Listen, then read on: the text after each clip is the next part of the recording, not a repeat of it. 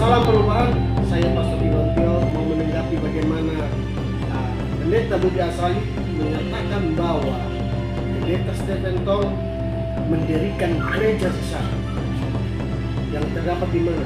Nusa Tenggara Timur, di Sumba Barat dan Pendeta Stephen Tong karena menurut dia tidak boleh membantu pembangunan gereja Katolik karena gereja Katolik itu gereja sesat, gereja Katolik itu gereja setan. Ngeri sekali mulut pendeta ini mengatakan bahwa gereja Katolik itu gereja setan, gereja Katolik itu gereja sesat. Mendiskusikan tindakannya pendeta Stephen Tong yang mendirikan gereja untuk gereja Katolik. Saya tidak memberikan hoax ya. Oh, sebentar.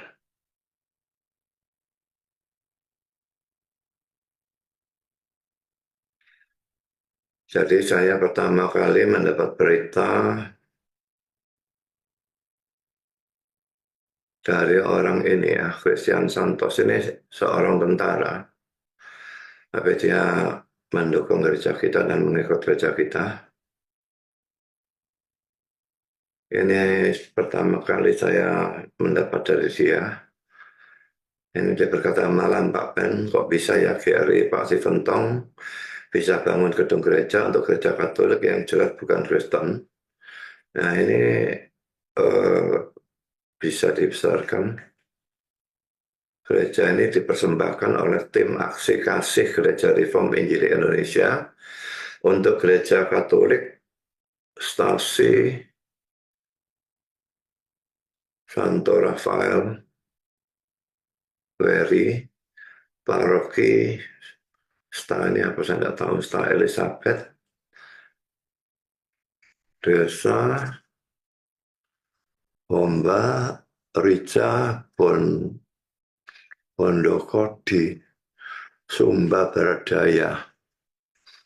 Kiranya segala kemuliaan untuk Tuhan. Ya, nulis tulisan ini saja sudah botol ya. Mendirikan gereja untuk gereja Katolik bisa untuk kemuliaan Tuhan. Itu untuk kemuliaan setan. Ya.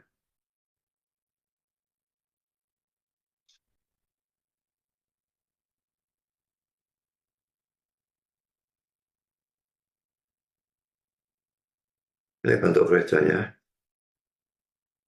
Sederhana memang, tapi tanahnya saja berapa harganya. Dan bangunan gerejanya berapa.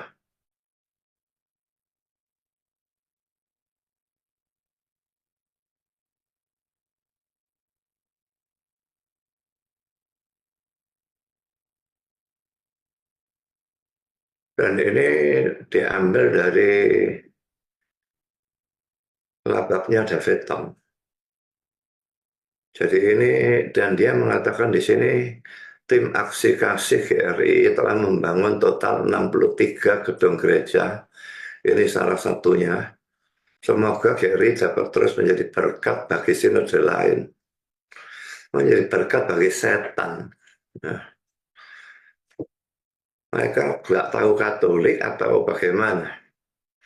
Betul-betul konyol kalau pendeta selevel Stephen Tong ataupun David Tong tidak tahu kesesatan gereja Katolik. Kebaiknya saya pikir dia itu ganti saya. Saya ganti dari Tong menjadi Tan. Dari cocok kalau sudah seperti itu. Setan memangnya. Kalau tindakan kasih itu saudara kepada orangnya, itu saya enggak masalah, itu benar. Jadi katakanlah ada orang Katolik yang menderita, bukan karena kesalahannya dia sendiri, masuk rumah sakit dan sebagainya, tidak punya uang, nah membantu orang seperti itu tindakan kasih. Tapi kalau membangunkan gereja untuk gereja Katolik, ini untuk agamanya yang adalah agama sesat. Kita ini gereja-gereja reformasi. Mereka membidat-bidatkan Luther, Calvin, Calvinisme semua dibidat-bidat, termasuk Stephen Tong. Suruh mereka nonton di TikToknya Damai Kasih Channel. atau DKC 1, DKC 2. Itu bolak-balik mereka membidat-bidatkan. Daging nggak ada dibidatkan. Israel, saya termasuk Stephen Tong. Lalu di sini mereka membangunkan gereja untuk orang yang membidat-bidatkan kita.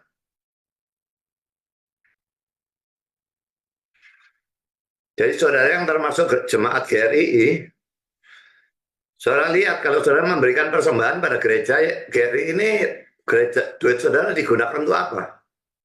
Memuliakan Tuhan atau memuliakan setan?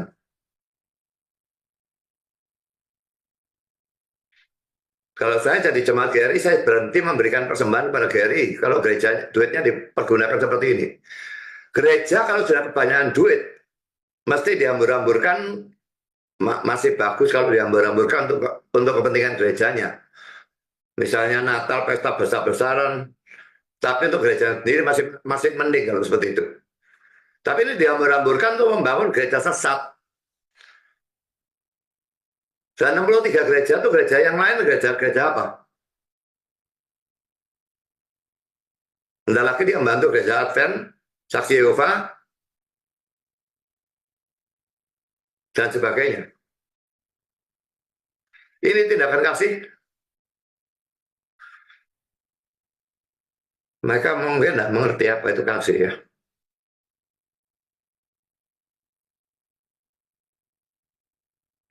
Saya akan tunjukkan 1 Korintus pasal 13 ya.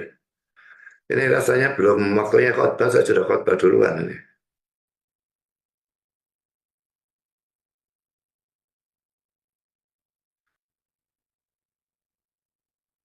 Ini kasih ya. Jadi dilihat dari mulai ayat 4 jelas berbicara tentang kasih ya. Ayat 6-nya ia tidak bersuka cita karena ketidakadilan, tapi karena kebenaran. Dalam mantu gereja sesat itu namanya kasih.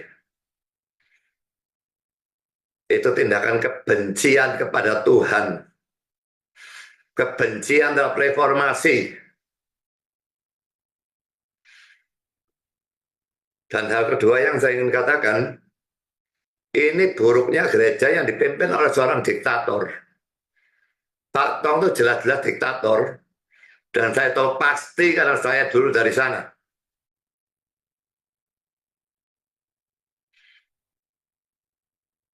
Kalau kita memang punya majelis dan saya bukan diktator, dan saya mau membangun suatu gereja untuk gereja Katolik, pasti akan ada pro kontra, dan pasti ada yang menentang, tapi tidak bisa terjadi pada waktu gereja dipimpin oleh seorang diktator. Dia tidak minta izin majelis atau apapun, tidak ada yang berani menantang dia. Jadi pikir baik-baik kalau saudara memberikan persembahan pada GRI ini. Saya tidak peduli saudara jemaat GRI atau tidak. Ini tindakan setan. Dan ini sama sekali tidak memuliakan Tuhan. Ini memuliakan setan.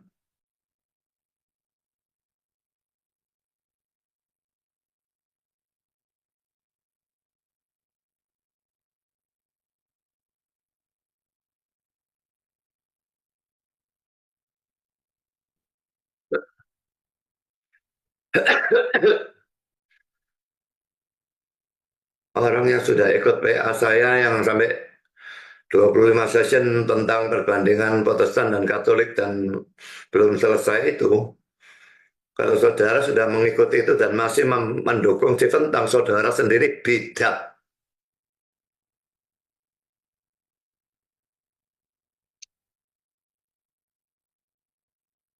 Saya tidak bisa lebih marah lagi melihat hal itu ya.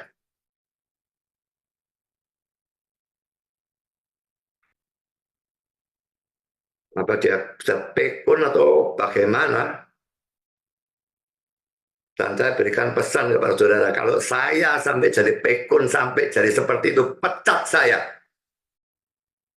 Jangan kasihani saya, pecat saya.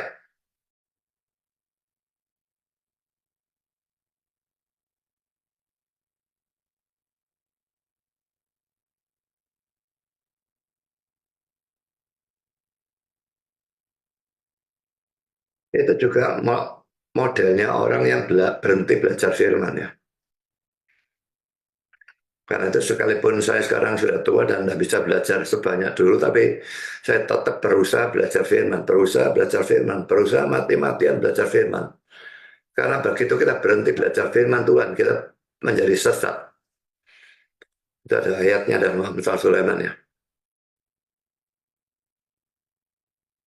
Berhentilah belajar apa instruksi anakku dan engkau akan tersesat dari kata-kata pengetahuan. Kira-kira seperti itu kata-katanya bunyinya. Mungkin terjemahan bahasa Inggris lebih benar daripada terjemahan bahasa Indonesia. Dan satu jemaat sudah pernah mengatakan bahwa dia mendengar sendiri Pak Tong itu sudah lama sekali sudah pernah ngomong. Dulu dia belajar firman, sekarang dia cuma mengeluarkan apa yang ada di dalam otaknya. Berarti dia berhenti belajar firman. Jadi sesat sudah jadi bidat ini.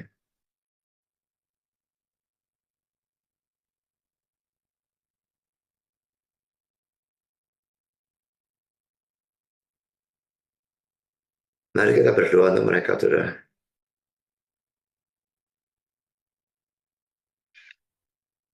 Dan juga berdoa untuk jemaat Geri. Jangan cuma bela pendetanya saja. Kalau pendetanya salah, tetap dibela. Saudara tidak ikut Yesus, saudara ikut Pak Tong. Saudara bukan Calvinisme, saudara Tongisme. Ya saudara-saudara, dengan adanya tindakan Stephen Tong ini makin menunjukkan ya pentingnya belajar perbandingan Kristen Protestan dan Katolik yang begitu besar bedanya, dan dua orang yang cukup punya nama, MBM maupun David Tong, dua-duanya tidak menganggap Katolik sebagai gereja sesat atau bidat.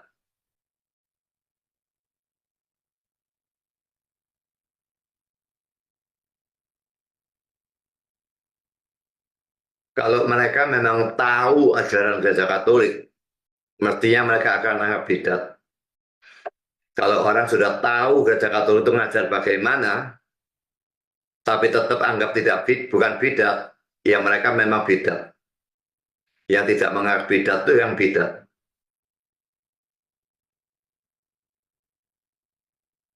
Bagaimana gerejanya nyembah patung bisa tidak bidat?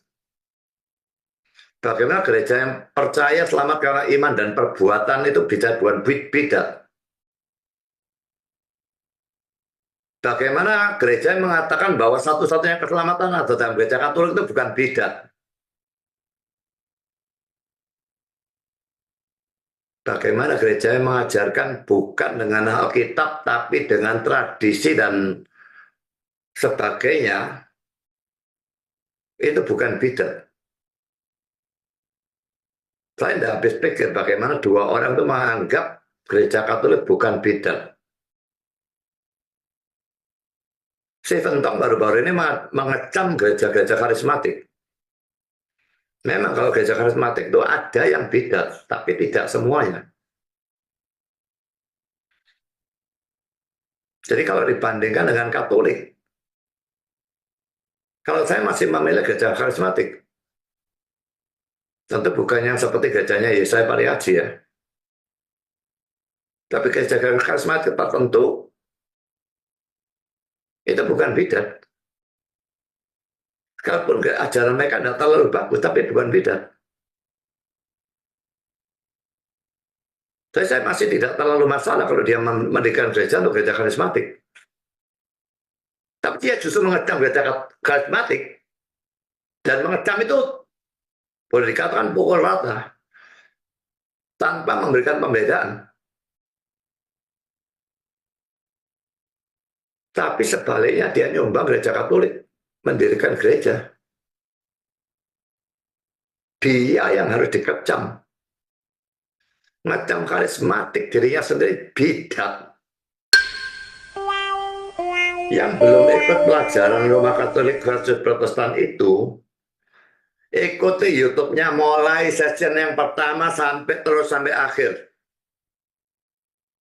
Supaya jangan saudara jadi goblok seperti orang-orang dua itu.